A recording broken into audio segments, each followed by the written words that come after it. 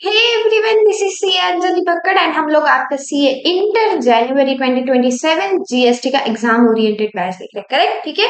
Today will see chapter number 14 accounts and records. क्या accounts, कौन से रिकॉर्ड्स आपको मेंटेन करने हैं, आपके बिजनेस के हिसाब से आपको नहीं करने हैं, कौन से मैंडेटरी है, कौन से आप वॉलंटरी मेंटेन कर सकते हो।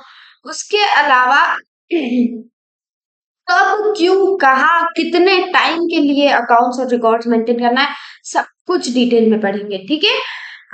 Make sure you like the video, subscribe the channel ताकि सब तक इंपॉर्टेंट अपडेट्स पहुंचे, आप तक भी पहुंचे एंड ये वीडियो भी सब तक पहुंच सके, ठीक है। And if you need this notes, नीचे डिस्क्रिप्शन में मैंने टेलीग्राम चैनल का लिंक दे रखा है, आप वहां से ये नोट्स डाउनलोड कर सकते हो, ठीक है। Let's start chapter number 14 accounts and records. छोटा सा चैप्टर है, ठीक है, ज्यादा बड़ा नहीं है, छोटा सा चैप्टर है, फटाफट कंप्लीट हो जाएगा। मेक श्योर आप लेक्चर अच्छे से सुनो क्योंकि चैप्टर भले ही छोटा है, पॉइंट्स इंपॉर्टेंट है, इसमें से क्वेश्चंस बनते हैं, ठीक है। काफी स्टूडेंट्स चैप्टर को छोड़ देते हैं, आपको नहीं छोड़ना है, ठीक है। छोड़ देते हैं मतलब इजी समझ के रिवाइज नहीं करते, लेकिन छोटे छोटे पॉइंट्स है ना, फिर वो एग्जाम टाइम में आपको ध्यान नहीं आएंगे। मेक श्योर आप अच्छे से लेक्चर देखो, ठीक है। Accounts and records chapter number 14, ठीक है। सेक्शन नंबर 35 में आपका पूरा अकाउंट्स एंड रिकॉर्ड्स के बारे में सब कुछ डिटेल दे रखी है। क्या बोलता है section number 35, sub section number 1, every registered person. कहा रजिस्टर्ड? जीएसटी रजिस्ट्रेशन जिसका है उसके बारे में बात कर रहे हैं, ठीक है। Every registered person shall keep and maintain at his principal place of business. Principal place of business क्या होता है, हमने पढ़ रखा है। जब आप जीएसटी रजिस्ट्रेशन लेते हो तो अप्लाई करने के लिए एप्लीकेशन में आप जो प्लेस बताते हो कि ये मेरा प्लेस ऑफ बिजनेस रहेगा, that place is your principal place of business, ठीक है। तो every registered person shall keep and maintain at his principal place of business as mentioned in the certificate of registration and correct account of this। 6 चीजें हैं, ठीक है। कहा कितने point हो गए, कितने पॉइंट हो गए? एक एक तो हो गया आपका रजिस्टर्ड पर्सन रहना चाहिए। सेकंड, कहाँ रखेगा? प्रिंसिपल प्लेस ऑफ बिजनेस पे, जो कि आपके सर्टिफिकेट ऑफ रजिस्ट्रेशन में है। क्या? True and correct count of, a true and correct account of और मैन्युफैक्चर ऑफ। अगर आप मैन्युफैक्चरर हो तो जो गुड्स आप मैन्युफैक्चर कर रहे हो उसके बारे में डिटेल्स, अगर आप प्रोड्यूस कर रहे हो गुड्स तो प्रोडक्शन ऑफ गुड्स का डिटेल्स, ठीक है। Next, inward and outward supply of goods और सर्विस और बोथ। जो भी इनवर्ड सप्लाई हो रहा है या जो भी आउटवर्ड सप्लाई हो रहा है, चाहे गुड्स का है चाहे सर्विसेज का है, आपको तो आपके बुक्स ऑफ अकाउंट्स में मेंशन करना ही पड़ेगा, ठीक है। नेक्स्ट, कितना स्टॉक है आपके पास में गुड्स का अवेलेबल, आपको उसका अमाउंट, ट्रू और करेक्ट अमाउंट अकाउंट में बताना पड़ेगा। Output tax payable and paid, कितना जीएसटी आपका पेएबल है और कितना आपने ऑलरेडी पे कर दिया है, ये आपके बुक्स ऑफ अकाउंट्स में रहेगा, ठीक है। नेक्स्ट, आईटी से कितना अवेल कर लिया है आपने, इनपुट टैक्स क्रेडिट कितना अवेल्ड है वो रहेगा। And such other particulars as may be prescribed. अगर गवर्नमेंट आगे चल के कुछ बोलती है, कुछ पॉइंट्स देती है कि ये भी आपको मेंटेन करने पड़ेगा तो वो भी आपको करने पड़ेंगे, ठीक है। अभी के लिए आपको क्या क्या याद रखना है? हर रजिस्टर्ड पर्सन खुद के प्रिंसिपल प्लेस ऑफ बिजनेस पे ट्रू एंड करेक्ट अकाउंट बताएगा। किसका किसका? Production of goods, manufacture of goods, stock of goods, inward and outward supply of goods और सर्विसेज बोथ, ठीक है। Output tax payable and paid. Next, ITC आपने कितना avail किया है, इनपुट टैक्स क्रेडिट, उसके बारे में। और कुछ अगर प्रिस्क्राइब्ड है तो आगे चल के कुछ गवर्नमेंट ने प्रिस्क्राइब किया तो वो भी आप बताओगे, ठीक है। अब वेरी वेरी वेरी इंपॉर्टेंट, मतलब आप ऐसे समझ लो कि इस पे केस स्टडी एमसीक्यू आने ही वाला है एग्जाम पे। क्या?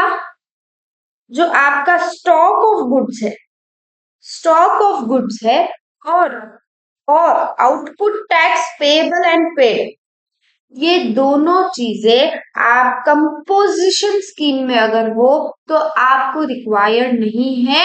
क्वेश्चन में केस स्टडी में बोल देगा कि जो जो भी रहेगा, mister X Y Z is a composition dealer, और उसने true and correct account of stock of goods और आउटपुट टैक्स पेएबल पेड नहीं बताया है, ऐसा क्वेश्चन में आपको बोल देंगे, तो आप क्लियरली लिखोगे कि कॉम्पोजिशन डीलर वाले को जरूरी ही नहीं है।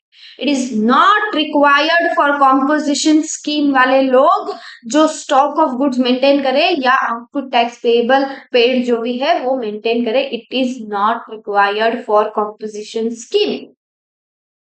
The person who has opted in composition scheme is not required to maintain stock of goods to maintain output tax liability. Understood? Very important point, keep in mind, ये दो चीजें कॉम्पोजिशन वाले बंदे को एप्लीकेबल नहीं है, उन्हें रिक्वायर्ड नहीं है। ठीक है, नेक्स्ट प्रोविजन क्या दिया है, where more than one place of business is specified in certificate the accounts relating to each place of business shall be kept at such place of business.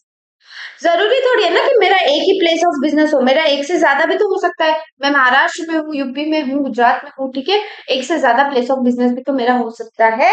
तो ऐसे केस में ये लोग बोल रहे हैं कि जहां जिस प्लेस ऑफ बिजनेस से रिलेटेड जो भी डिटेल्स है, जिस प्लेस ऑफ बिजनेस से रिलेटेड जो भी डिटेल्स है वो डिटेल्स उस प्लेस ऑफ बिजनेस पे रखो। जिस प्लेस ऑफ बिजनेस से रिलेटेड जो भी डिटेल्स है उस डिटेल्स को उसी स्पेसिफिक प्लेस ऑफ बिजनेस पे रखो, मेंटेन करो, unless provided otherwise if any documents, any registers, any books of accounts belonging to a registered person are found at any premises other than those mentioned in certificate of registration, they shall be presumed to be maintained by such registered person। ये इतना harsh rule हो गया है, आप देखो खुला ये लोग बोल रहे हैं कि आपका जो प्लेस ऑफ बिजनेस है आपको वहां पे डिटेल्स मेंटेन करके रखनी पड़ेगी। अगर ऑफिसर ने ढूंढा, ऑफिसर ने पकड़ा कि कहीं और आपने कोई डिटेल्स रखी है other than place of business, he will assume, वो मान लेगा कि ये सब कुछ डिटेल्स जो है ये आप ही की है। ठीक है, तो मेक श्योर जो भी डिटेल्स रहेगी वो प्लेस ऑफ बिजनेस पे रहेगी, कहीं और इधर उधर रखे हुए मिली उसको तो वो अज्यूम कर लेगा, खुद से ही वो मान लेगा कि ये जो डिटेल्स है ये इस रजिस्टर्ड पर्सन की ही है। ठीक है, क्या बोलता है सबसेक्शन 1, मैं फिर से फटाफट रिवाइज करवा दूं, सेक्शन नंबर 35 सबसेक्शन नंबर 1, हर रजिस्टर्ड पर्सन को खुद के प्रिंसिपल प्लेस ऑफ बिजनेस पे अकाउंट्स जो है, अकाउंट्स और रिकॉर्ड्स जो है मेंटेन करना पड़ेगा और करेक्ट अकाउंट मेंटेन करना पड़ेगा। किस किस चीज का, production of goods, manufacture of goods, ठीक है, inward and outward supply of goods और सर्विसेज और गुड, ठीक है, stock of goods, output tax liability और आईटीसी आपने कितना अवेल किया है वो, ठीक है, इनके अलावा कुछ अगर और प्रिस्क्राइब किया तो वो। वेरी इंपॉर्टेंट पॉइंट, आपको क्या याद रखना है, कॉम्पोजिशन स्कीम वाले बंदे को दो चीजें रिक्वायर्ड, कौन सी दो चीजें, स्टॉक ऑफ गुड्स और आउटपुट टैक्स लाइबिलिटी, ये दो चीजें कॉम्पोजिशन स्कीम वाले बंदे को रिक्वायर्ड नहीं है। उसके बाद में प्रोविजन पढ़ा, क्या प्रोविजन पढ़ा कि अगर आपका एक से ज्यादा प्लेस ऑफ बिजनेस है तो जिस प्लेस ऑफ बिजनेस की जो रिलेवेंट डिटेल्स है वो उस जगह पे रखो। अगर ऑफिसर ने ढूंढ लिया कहीं और तो वो मान लेगा कि ये डिटेल्स आपकी है। ठीक है, सबसेक्शन 2 बोलता है एवरी ओनर और operator of a warehouse और गोडाउन और any other place used for storage of goods and every transporter irrespective whether he is registered or not shall maintain records of consignor, consignee and other relevant details of goods। इन लोगों ने बोल दिया, इन लोगों ने क्या बोल दिया, अगर आप कोई वेयर हाउस ऑपरेट करते हो या कोई आपका गोडाउन है, ठीक है, ठीक है, अगर आप कोई वेयर हाउस, कोई गोडाउन ऑपरेट कर रहे हो या कोई भी दूसरी जगह जहां पे आप गुड्स को स्टोर कर रहे हो, फॉर एग्जाम्पल आपका बिजनेस है, ठीक है, मेरे पापा का टर्मरिक का बिजनेस है, मेरे पापा का हल्दी का टर्मरिक का बिजनेस है, ठीक है, अब मेरे पापा क्या करेंगे, मेरे पापा क्या थोड़ा थोड़ा हल्दी खरीद के बेचेंगे, व्हाट माय फादर डज, उनके पास में वेयर हाउस है, ठीक है, उसमें हल्दी स्टोर रहती है, ठीक है, वहां से वो हल्दी जब सेल करना उन्हें वो करेंगे। अंडरस्टूड। तो अगर आपके पास में कोई वेयर हाउस है, कोई गोडाउन है, या कोई भी ऐसी जगह है जहां आप खुद के गुड्स को स्टोर कर रहे हो, तो आपको तो आपको डिटेल्स मेंटेन करनी पड़ेगी। किस चीज की? कंसाइनर की, कंसाइनी की, and other relevant details of the goods. Goods की जो अदर रिलेवेंट डिटेल्स है, नंबर कितना है गुड्स का, क्या है आपका स्टॉक अवेलेबल, ये जो ऊपर ऊपर है स्टॉक ऑफ गुड्स, ठीक है, ये सारी डिटेल्स आपको देनी पड़ेगी। इनके अलावा जो ट्रांसपोर्टर है, एवरी ट्रांसपोर्टर, वो भले ही रजिस्टर्ड है नहीं है doesn't matter, every transporter has to maintain records of consignor, consignee, and other relevant details particularly of the goods. Important point है, ध्यान रखो। अगर आप कोई वेयर हाउस, कुछ भी स्टोर करने की जगह, आप गुड स्टोर कर रहे हो कहीं पे भी, अगर आप कोई ट्रांसपोर्टर हो, भले ही आप रजिस्टर्ड हो या ना हो, आप रिकॉर्ड्स मेंटेन करने हैं कंसाइनर के, कंसाइनी के, और गुड्स से रिलेवेंट जो भी रिकॉर्ड्स है वो सारे, ठीक है।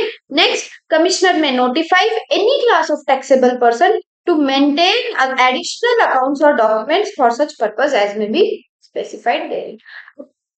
ये जो है ये हम नीचे पढ़ेंगे कि एडिशनल रिकॉर्ड्स किसे मेंटेन करना है, ठीक है। एक लंबी चौड़ी लिस्ट दे रखी है, एक इन इन स्पेसिफिक लोगों को, फॉर एग्जांपल एक रजिस्टर्ड पर्सन है, ठीक है, एक एजेंट है, एक मैन्युफैक्चरर है, ठीक है, ऐसे ये जो स्पेसिफिक लोग हैं, इनको एडिशनल कुछ बुक्स, कुछ मेंटेन करने हैं, कुछ रिकॉर्ड्स मेंटेन करने हैं। एडिशनल, एडिशनल मतलब ये जो 6 है, इनके अलावा, ये जो 6 है, इनके अलावा कुछ एडिशनल बुक्स, कुछ एडिशनल रिकॉर्ड्स इन्हें मेंटेन करनी है। क्या, किसने किसने किसके पास में पावर है? कमिश्नर के पास पावर है कि वो नोटिफाई कर सकता है। और अभी तक इतनी जो ये देखो, इतनी लंबी चौड़ी लिस्ट है, ये नोटिफाइड है, ठीक है। अपन पढ़ेंगे अभी क्या है, ठीक है। नेक्स्ट, सेक्शन 4 बोलता है, where the commissioner considers any class of taxable person is not in a position to keep and maintain accounts in accordance with provisions, he may for reasons be recorded in writing permit such class of person to maintain accounts in such manner as may be prescribed। कोई XYZ issue है जिसके वजह से, कोई भी एक XYZ issue है जिसके वजह से जो है, जैसे बताया गया है कि भाई प्रिंसिपल प्लेस ऑफ बिजनेस पे इस तरह से आपको बुक्स ऑफ अकाउंट्स मेंटेन करने, रिकॉर्ड्स मेंटेन करने, ठीक है। ड्यू टू एनी रीजन आप वो नहीं कर पा रहे हो, आप क्या करोगे? कमिश्नर के पास जाओगे कि ऐसा ऐसा इशू है, मैं नहीं कर पा रहा हूँ। अगर कमिश्नर को लगता है वैलिड है आपका रीजन, वो आपसे क्या करेगा? राइटिंग में ले लेगा, राइटिंग में ले लेगा, एंड जब वो राइटिंग में ले लेगा, फिर आपको परमिशन देगा कि आप वो प्रिस्क्राइब करेगा कि ऐसे नहीं रख पा रहे हो तो ऐसे मेंटेन करो, ठीक है। और कुछ, subsection 5, where a registered person fails to account for the goods or service or both with respect to provisions of subsection 1, PO shall determine amount of tax payable that are not accounted for as such goods or service both had been supplied, and the provisions of section 73, 74, 74A shall apply। कितना strict rule है देखो, section 73, 74, 74A, ये show cause notice के section से, this is not applicable at inter level. इसमें proper officer के पास में पावर है, वो आपको शो कॉज नोटिस इशू करके डिमांड करेगा। अगर आप सही तरह से नहीं रखा है, मेंटेन नहीं किया है, आप अकाउंट नहीं कर रहे हो, तो पीओ जो है, प्रॉपर ऑफिसर, उसके पास में पावर है, उसके पास में राइट है, वो आपकी टैक्स लाइबिलिटी कैलकुलेट करेगा खुद से। आपको 73, 74, 74A में शोकॉज नोटिस भी इशू हो सकती है, एंड वो जो डिटरमाइन करेगा अमाउंट ऑफ टैक्स पेबल, वो कैसे डिटरमाइन करेगा कि वो मान लेगा ये गुड्स और ये सर्विसेज सप्लाई हो गई है, वो अज्यूम कर लेगा, वो मान लेगा कि ये स्पेसिफिक गुड्स, ये स्पेसिफिक सर्विसेज सप्लाई हो गई है, और उस बेसिस पे वो आपका टैक्स डिटरमाइन करेगा। सोचो आपने सप्लाई किया ही नहीं और आपको टैक्स देना पड़ेगा, बेटर आप अकाउंट्स मेंटेन कर लो, ठीक है। Understood? This finishes what your section number 35। फिर से बता दो, सबसेक्शन 1 में हमने क्या देखा कि आपको कौन से बुक्स ऑफ अकाउंट्स मेंटेन करनी है, ठीक है। वेरी इंपॉर्टेंट पॉइंट, कॉम्पोजिशन वाले बंदे को दो चीजें एप्लीकेबल नहीं है, stock of goods, output tax. ठीक है।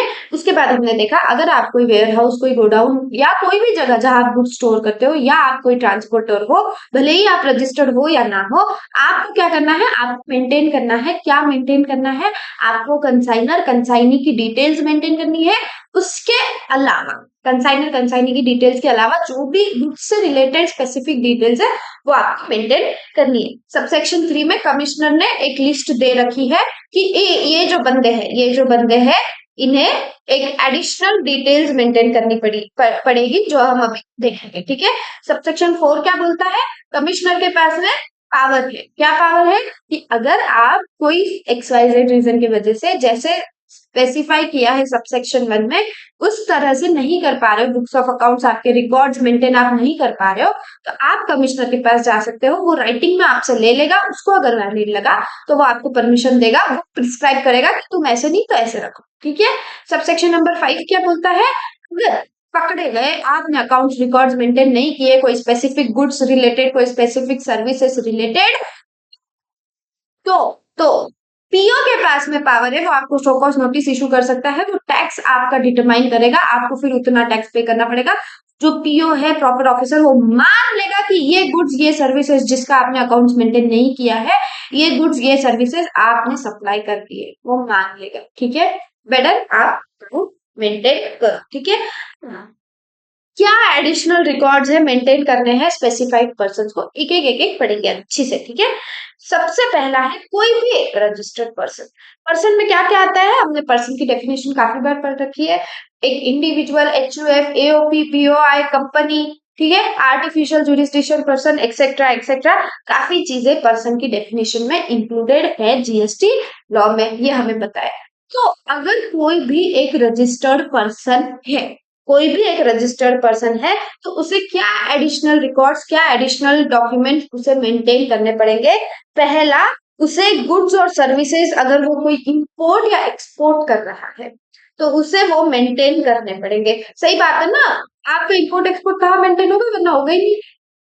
आपको इंपोर्ट एक्सपोर्ट, आप भले ही कोई गुड्स है, कोई सर्विसेज है, इंपोर्ट है, एक्सपोर्ट है, आपको मेंटेन करना पड़ेगा। Second supplies attracting payment of tax on reverse charge along with relevant documents including invoices, bill of supply, delivery challan, credit debit note, vouchers and refund vouchers. ठीक है। क्या बोल रहे हैं, अगर आप ऐसा कोई सप्लाई कर रहे हो, फॉर एग्जांपल मैं जीटीए सर्विसेज देती हूँ, ठीक है, मैं जीटीए सर्विसेज देती हूँ ना, मैं जो सप्लाई कर रही हूँ service, this is taxable on RCM basis, reverse charge mechanism applicable है इस पे, करेक्ट। ठीक है। हमें पता है जीटीए सर्विसेज पे आरसीएम एप्लीकेबल है। ठीक है। तो मैं जो सप्लाई कर रही हूँ, मैं एक रजिस्टर्ड पर्सन हूँ, मैं जीटीए सर्विस दे रही हूँ, मेरी सर्विस आरसीएम बेसिस पे चार्जेबल है, तो मुझे मेंटेन करने पड़ेंगे अकाउंट्स रिकॉर्ड्स, मेंटेन करने पड़ेंगे किससे रिलेटेड, मेरी आरसीएम वाली सर्विसेज से रिलेटेड, जहां टैक्स आरसीएम बेसिस पे पे होने वाला है, उससे रिलेटेड, उस सप्लाई से रिलेटेड जो भी डॉक्यूमेंट्स है, जो भी डिलीवरी चालान है, जो भी वाउचर्स है, जो भी क्रेडिट डेबिट नोट्स है, ठीक है, वो सब भी मुझे मेंटेन करने पड़ेंगे। अंडरस्टूड। ठीक है। Next, separate account of advances received and paid and adjustments made. कितना इंपॉर्टेंट पॉइंट है, देखो, जो भी आप एडवांस, चाहे आप रिसीव कर रहे हो, चाहे आप पेमेंट कर रहे हो एडवांस का, चाहे आप कोई एडवांस एडजस्ट कर रहे हो सकता है आपको कुछ रिसीव हुआ होगा, कुछ पे करना होगा, और अब आपको कुछ एडजस्टमेंट उसमें करनी है। ठीक है। एडवांस रिलेटेड डिटेल्स आप अलग से मेंटेन करो। क्या क्या देखा, इंपोर्ट एक्सपोर्ट, आरसीएम, एडवांस। ठीक है। इंपोर्ट एक्सपोर्ट, आरसीएम और एडवांस। ठीक है।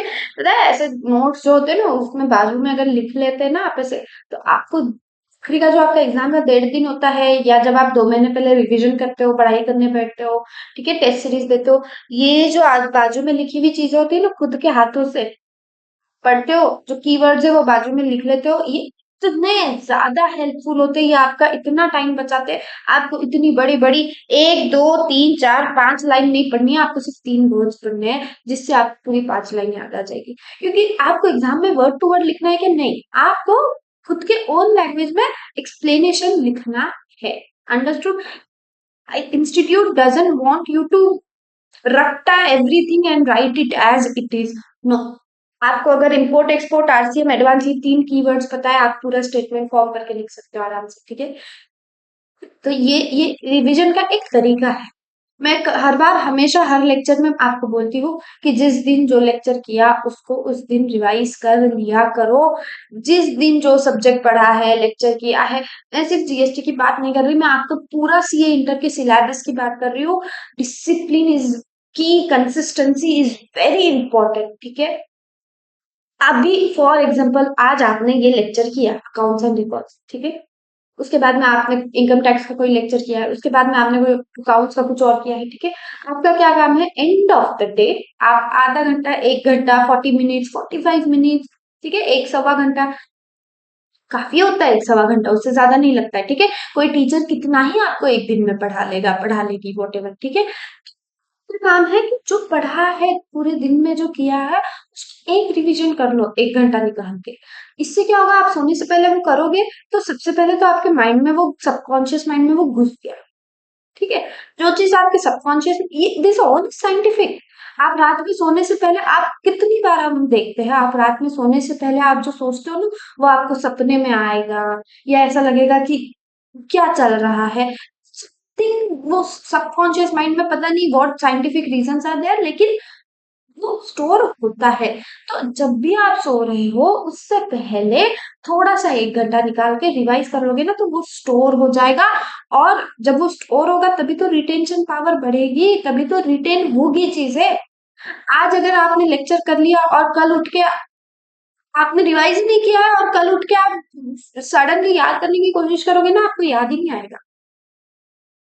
2 दिन बाद, 3 दिन बाद कोशिश करोगे ना, आपको दिक्कत होगी याद आने में, आधा आएगा, आधा नहीं याद आएगा। एग्जाम के 1 महीने पहले खोलोगे तो क्या होगा। आपका काम है डेली का रिवीजन करना। एंड पता है, this is a ranker strategy. जो डेली का रिवीजन करते हैं ना और डिसिप्लिन में रहता है ना, बहुत ज्यादा हेल्पफुल होता है। तो ये मैं खुद एक्सपीरियंस करके बोल रही हूँ। आई cleared my CA final exam by applying this technique. CA inter में मैंने नहीं किया और मैं पछताई थी, ठीक है, मैं क्लियर नहीं कर पाई थी मेरी एग्जाम। एक ही ग्रुप हुआ था, एक ग्रुप रह गया था। बट जब मैं सीए फाइनल में ये चीज की ना, मैं लिटरली मैं बोल रही हूँ यार, मैंने 4 मंथ्स में सीए फाइनल क्लियर किया है। 4 मंथ ओनली होता है। बस जो जिस दिन पढ़ा है, लेक्चर किया है, जो भी आपने किया है, अगर आप रिवीजन भी कर रहे हो ना, लेक्चर तो दूर की बात है, अगर आप खुद से रिवीजन किया है, पूरे दिन आपने पढ़ाई की है, ठीक है, खुद से, तो भी आपको रात में 1 घंटा निकाल के वो पूरा फिर से रिकॉल करना पड़ेगा। अगर आपको वो टाइम नहीं मिल रहा है तो जब आप सोते हो ना, सोते हो आंखें बंद करते हो, तो जब आंखें बंद हुई ना, सामने लाने की कोशिश करो कि आज मैंने क्या किया, क्या नहीं किया, कितना पढ़ा, क्या हुआ, क्या नहीं हुआ। दिस ऑल आर टेक्निक्स, और जो ये सारी टेक्निक्स डिसिप्लिन से डेली रेगुलरली फॉलो करता है ना, वो बहुत अच्छे मार्क्स से क्लियर कर सकता है। बहुत लोग बोलेंगे लक है, ये है, वो है। Okay, okay, but 95%, 98% is your मेहनत, नॉट लक। 2%, 5% का लक डिटर्मिनेशन हो सकता है, बट नॉट 100% इज लक वाला गेम ना। आपको करना पड़ेगा। तो जिस दिन जो पढ़ रहे हो, जिस दिन जो लेक्चर कर रहे हो, जिस दिन जो रिवाइज कर रहे हो, सोने से पहले 1 घंटा निकालो और वो पूरा फिर से देख लो एक बार। देख लो मतलब ऐसे पन्ने पलटने हैं क्या, कुछ कुछ दिमाग को जोर ही नहीं दे रहे हो, बस देख लो मतलब सिर्फ देख ही रहे हो, ऐसे नहीं। किताब पे, आपके बुक पे हाथ रखो या आपकी आंखें बंद करो, रिकॉल करने की कोशिश करना। और जो याद नहीं आ रहा है वो देखना है। जो याद नहीं आया, दिमाग पे जोर दे के भी अगर कोई चीज याद नहीं आई, वो जब आप देख लेते हो ना, उसके बाद में वो याद रह जाती है कि हाँ ये मुझे याद नहीं आया था, मैंने देख लिया था। इस तरीके से वो उसके बाद याद रह जाता है। सो मेक श्योर कि आप अच्छे से रिवीजन करो, ठीक है। सिर्फ पूरे दिन लेक्चर्स कर लोगे ना तो नहीं होगा, कुछ कुछ मतलब ही नहीं है यार फिर उस चीज का। लेक्चर करना इज नॉट स्टडीइंग। आपको पढ़ना पड़ेगा खुद से। आपको टीचर पढ़ा सकते हैं, पढ़ना तो आपको है ना, ठीक है। बहुत हो गया, चलो आते हैं अपने चैप्टर पे। अपन एडिशनल रिकॉर्ड देख रहे थे, ठीक है। रजिस्टर्ड पर्सन को क्या क्या मेंटेन करना है, इंपोर्ट एक्सपोर्ट वाली डिटेल्स, आरसीएम वाला सप्लाई की डिटेल्स, एडवांसेस वाली, ठीक है। उसके अलावा particulars of names and complete address of suppliers from whom he has received goods or service chargeable to tax authorities। ये तो सिंपल है ना यार, ये तो हमने इनवॉइस में भी डिटेल्स में देखा था कि इनवॉइस में भी रहना चाहिए। वैसे ही आपके बुक्स ऑफ अकाउंट्स में, आपके रिकॉर्ड में भी आपको ये मेंटेन करना है। जहां से भी आप सप्लाई ले रहे हो, जो सप्लायर है उसका नाम, उसका एड्रेस रहना चाहिए। ये सब क्यों जरूरी है? फॉर एग्जाम्पल, आज मैंने कुछ झोल किया, ठीक है, जीएसटी में समथिंग ऊपर नीचे मैंने किया है, ठीक है। अब जब मैं पकड़ी जाती हूँ ना, आपने काफी बार सुना होगा, एक एक एक पकड़ा जाता है और उसके साथ उससे जुड़े हुए सारे लोग भी पकड़े जाते हैं। क्यों पकड़े जाते हैं? इन चीजों की वजह से। अब कंप्लीट एड्रेस सप्लायर के है, उसकी डिटेल्स है, उसका नाम है, ठीक है, वो भी पकड़ा गया मेरे साथ, अगर उसने कुछ गड़बड़ की रहेगी तो ये सब जरूरी होता है मेंटेन करना, ठीक है। Name and complete address of person to whom he has supplied goods or service where required under provisions of this chapter। सिर्फ सप्लायर की डिटेल्स नहीं, मैं जिसको सप्लाई कर रही हूँ उसकी भी डिटेल्स मेरे को मेंटेन करनी पड़ेगी, ठीक है। Particulars of complete address of premises where goods are stored by him including goods stored during transit along with particulars of stock। Stock maintain करना है, ये तो हमने ऊपर देख लिया कि स्टॉक ऑफ गुड्स आपको मेंटेन करना है। लेकिन जहां आप स्टॉक मेंटेन कर रहे हो ना, जो भी वेयर हाउस, जो भी गोडाउन, जो भी जगह पे आप स्टॉक मेंटेन कर रहे हो, उस जगह का नाम, एड्रेस आपको मेंटेन करना पड़ेगा रिकॉर्ड्स। अंडरस्टूड? ये हर रजिस्टर्ड पर्सन को करना पड़ेगा। एडिशनल डिटेल्स है for every registered person. Import export, RCM, advances, ठीक है। नेम एड्रेस ऑफ पर्सन जिसको आप सप्लाई कर रहे हो, नेम एड्रेस ऑफ पर्सन जिससे आप सप्लाई ले रहे हो, और एड्रेस आपकी जगह का जहां आप गुड स्टोर करते हो, ठीक है, हो गया। Next, agent. एक एजेंट को क्या एडिशनल डिटेल्स मेंटेन करनी पड़ती है? देखो, पर्टिकुलर्स उसको मेंटेन करने पड़ते हैं, किसके? Authorization received from each principal to receive और सप्लाई ऑफ गुड्स और सर्विस। एक एजेंट क्या करता है? एक एजेंट उसके प्रिंसिपल के बिहाफ पे सप्लाई करता है, चाहे सप्लाई गुड्स का है चाहे सप्लाई सर्विस का है, ठीक है। प्रिंसिपल के बिहाफ पे वो काम करता है, ठीक है। एक एजेंट प्रिंसिपल के बिहाफ पे कब काम करेगा? जब उसे अथॉरिटी देगा कोई, ऐसे ही थोड़ी कर लेगा बिना अथॉरिटी के। तो जिससे भी फ्रॉम ईच प्रिंसिपल, जिससे भी उसको ऑथोराइजेशन रिसीव हुआ है सप्लाई करने का गुड्स का या सर्विसेज का, उसके डिटेल्स उसको मेंटेन करनी पड़ेगी, ठीक है। उसके अलावा प्रिंसिपल के बिहाफ पे उसने कितने सप्लाई किए हैं और कितने रिसीव किए हैं, दोनों के उसको particulars, details, description, value, quantity सब मेंटेन करनी पड़ेगी। उसके अलावा accounts furnish to every principal. वो प्रिंसिपल के बिहाफ पे काम कर रहा है ना, तो उसको अकाउंट्स भी तो फर्निश करना पड़ेगा उसके प्रिंसिपल को। तो उसने कौन से अकाउंट्स, कितने अकाउंट्स फर्निश किए हैं खुद के प्रिंसिपल को, वो भी डिटेल्स उसे मेंटेन करनी पड़ेगी। And tax paid on receipt, supply of goods, services on behalf of every principal. हर प्रिंसिपल के बिहाफ पे उसने कौन सा टैक्स पे किया है, कुछ रिसीव किया है क्या, वो सारी डिटेल्स भी एक एजेंट को एडिशनली मेंटेन करनी पड़ती है। याद रखिए, ये सारी एडिशनल डिटेल्स है, मतलब ये तो करनी ही है, इनके अलावा एडिशनल डिटेल्स किसको कौन सी मेंटेन करनी पड़ेगी वो हम पढ़ रहे हैं, ठीक है। आप एक एजेंट का हो गया, क्या क्या था? पर्टिकुलर्स ऑफ एवरी प्रिंसिपल, ठीक है। अब प्रिंसिपल के बिहाफ पे उसने क्या रिसीव किया है, क्या सप्लाई किया है, वो सारी डिटेल्स, डिस्क्रिप्शन, वैल्यू, क्वांटिटी, सब कुछ, ठीक है। उसके अलावा उसने कौन से प्रिंसिपल को कितने अकाउंट्स कैसे फर्निश किए, वो सारी डिटेल्स, और उसने कौन से प्रिंसिपल के बिहाफ पे कितना टैक्स पे किया है, कुछ डिपॉजिट रिसीव किया है क्या, कुछ किया है क्या, वो सारी डिटेल्स उसे मेंटेन करनी पड़ेगी। Next, manufacturer. अगर आप मैन्युफैक्चरर हो तो आपको ये दो एडिशनल डिटेल्स है। Monthly production account showing quantitative details of raw materials और सर्विसेज यूज्ड इन मैन्युफैक्चर। अगर कुछ मैन्युफैक्चर कर रहे हो, पक्का आपको रॉ मटेरियल लगेगा, ठीक है। बिना रॉ मटेरियल के आप क्या ही मैन्युफैक्चर कर लोगे? तो जितना भी डिटेल्स है आपके रॉ मटेरियल का, उसको आपको मंथली मंथली अकाउंट एक मेंटेन करना पड़ेगा। मंथली अकाउंट एक मेंटेन करना पड़ेगा, किस चीज का, आपके रॉ मटेरियल्स का। Second, quantitative details of goods so manufactured including waste and products thereof. हमें पता है कि जब कोई चीज मैन्युफैक्चर होती है तो उसमें से जो हम मैन्युफैक्चर कर रहे हैं वो पर्टिकुलर गुड्स जो है वो तो निकले, इसके अलावा बाय प्रोडक्ट्स भी निकलते हैं, इसके अलावा बाय प्रोडक्ट्स तो निकलते ही है, कॉस्टिंग में पढ़ा होगा ना। एंड बाय प्रोडक्ट्स के अलावा कुछ चीजें वेस्ट भी होती है।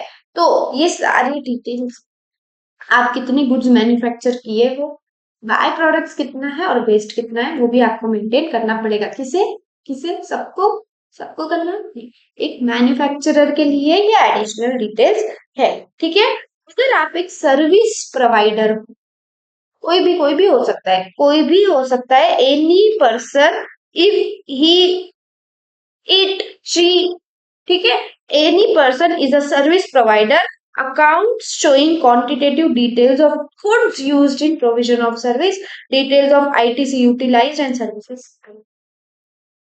क्या क्या है, पहला, अगर मैं कुछ सर्विस सप्लाई, फॉर एग्जांपल मैं टीचिंग सर्विस दे रही हूँ, करेक्ट, ठीक है, अब मैं कुछ गुड्स भी सप्लाई करूंगी मेरे सर्विसेज का, कौन से, मेरी books, concept notes, question bank, main काम तो मेरा टीचिंग है ना, मैं सर्विस प्रोवाइड कर रही हूँ, लेकिन गुड्स भी मैं यूज कर रही हूँ, करेक्ट, ठीक है, तो उसकी क्वांटिटेटिव डिटेल्स मेरे को मेंटेन करनी पड़ेगी। उसके अलावा input, services utilised and services supplied, total 3 चीजें हो गई, गुड्स, उसके अलावा इनपुट सर्विस, मैंने किसी से कोई और सर्विस ली क्या, फॉर एग्जाम्पल मुझे अगर कोई वीडियो एडिट करना है तो मैं किसी से एडिटिंग सर्विस ली क्या, एंड नेक्स्ट सर्विसेज सप्लाइड, मैंने कितनी सर्विस सप्लाई की, ये तीनों डिटेल्स मुझे मेंटेन करनी पड़ेगी, नॉट मेंशन, सॉरी, ठीक है। अब इम्पोर्टेंट इससे रिलेटेड क्वेश्चन, मैंने जब पास्ट पेपर एनालिसिस किए मैंने देखे, works contractor related question MTP में भी है, पास्ट ईयर पेपर्स में भी है, ठीक है, देखते हैं क्या क्या एडिशनल डिटेल्स मेंटेन करनी है वर्क्स कॉन्ट्रैक्टर को। Name and address person on whose behalf the works contract is executed, works contractor तो पता है ना आपको, ठीक है, name and address of the person, किसके बिहाफ पे वर्क्स कॉन्ट्रैक्ट एग्जीक्यूट किया जा रहा है, ठीक है, एग्जाम्पल के लिए जॉब वर्कर समझ लो, ठीक है, किसके बिहाफ पे ये काम करके दे रहा है, उसका नाम, उसका एड्रेस, ठीक है। Description, value, quantity, description, value, quantity goods और सर्विसेज का जो उसने रिसीव की है या यूटिलाइज की है for the execution of works contract, ठीक है, रिसीव की है या यूटिलाइज की है, चाहे गुड्स है चाहे सर्विस, उसका डिस्क्रिप्शन, वैल्यू और क्वांटिटी। उसके अलावा डिटेल्स ऑफ पेमेंट रिसीव, जो जिसके बिहाफ पे वो काम करके देने वाला है उस पेमेंट रिसीव किया रहेगा, उसकी डिटेल्स, और name address of supplier from whom he received goods or services, जिसके बिहाफ पे काम करके दे रहा है उसका नेम एड्रेस तो रहेगा, और अगर किसी सप्लायर से वो गुड्स या सर्विसेज कुछ रिसीव करता है तो उनकी भी डिटेल्स उसे मेंटेन करनी पड़ेगी, दिस इज इंपॉर्टेंट, ठीक है।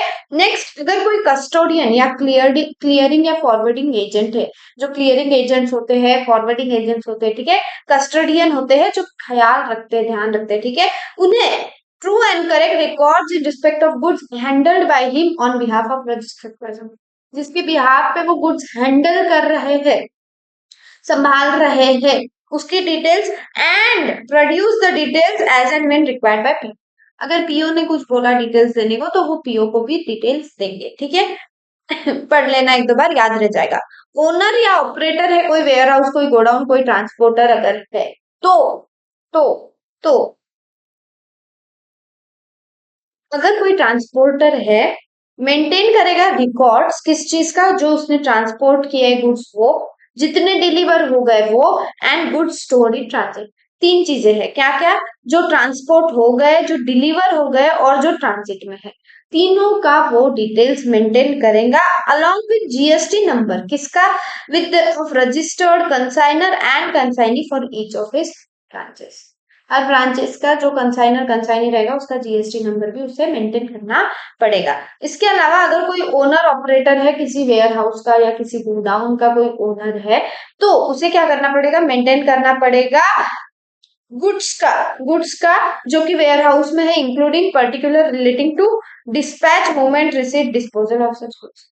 सिर्फ जो गुड्स वेयर हाउस में है गोडाउन में उसी का नहीं, जितने गुड्स बाहर भी निकले हैं उसका भी डिटेल उससे मेंटेन करना पड़ेगा। ठीक है, ये हो गया।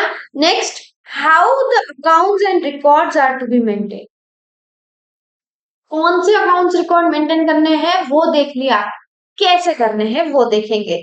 कौन से करने हैं वो देख लिया, अब देखेंगे कैसे करने हैं, हाउ। ठीक है, रिकॉर्ड्स में भी मेंटेन मैन्युअली। रिकॉर्ड्स जो है मैन्युअली आप मेंटेन कर सकते हो and it shall be serially number 1 4 6 8 ऐसे नहीं, 1 2 3 4 5 6 7 8 ऐसे, हाँ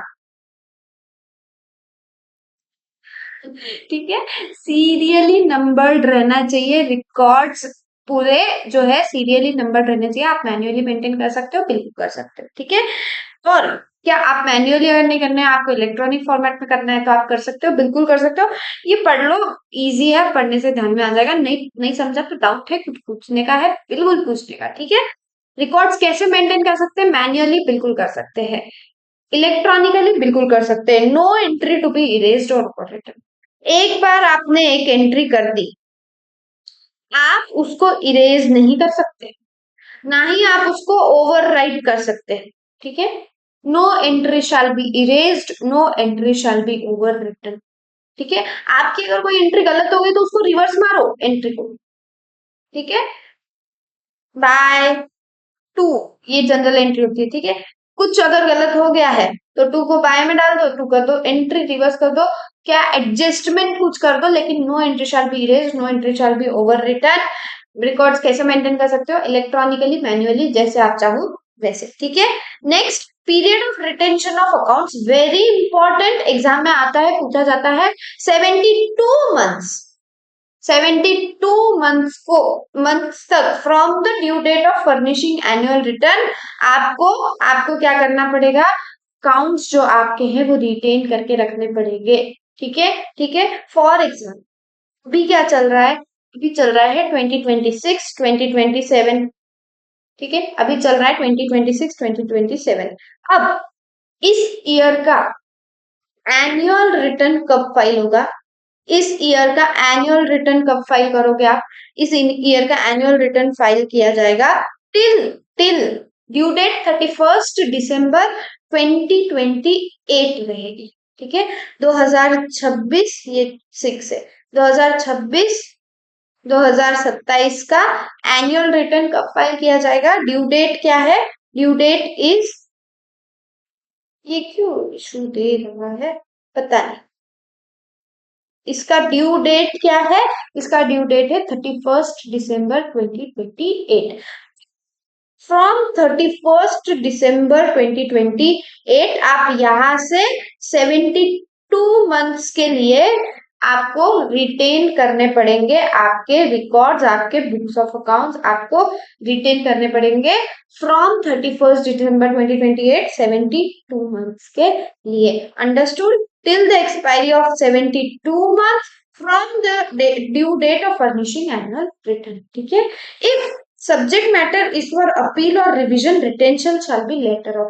अगर आपको कोई अपील है, ठीक है, कोई अपील है या कुछ रिवीजन करना है, काय में आपके रिकॉर्ड्स में, आपके रिटर्न में कुछ अपील है, कुछ रिवीजन करना है, तो 1 year after its final disposal या फिर 72 months from due date of furnishing annual return, whichever is later, इन दोनों में से बाद में कौन सा रहेगा, विच एवर इज लेटर, आपको आपके अकाउंट्स जो है, रिकॉर्ड्स जो है रिटेन करके रखने पड़ेंगे। 72 मंथ्स जो आपकी नॉर्मली है पीरियड, जो नॉर्मल है 72 months from due date of furnishing annual return, वो, या फिर अगर कुछ रिटेन, कुछ रिवीजन का, कुछ अपील की बात अगर बीच में आ गई है तो 1 ईयर आफ्टर फाइनल डिस्पोजल जब वो अपील या रिविजन जो है वो खत्म हो गया, डिस्पोज हो गया, उसके बाद में 1 ईयर तक, ठीक है, या फिर 72 month from annual return whichever is later, आपको बुक्स ऑफ अकाउंट्स मेंटेन करने पड़ेंगे। नहीं किए तो क्या होगा,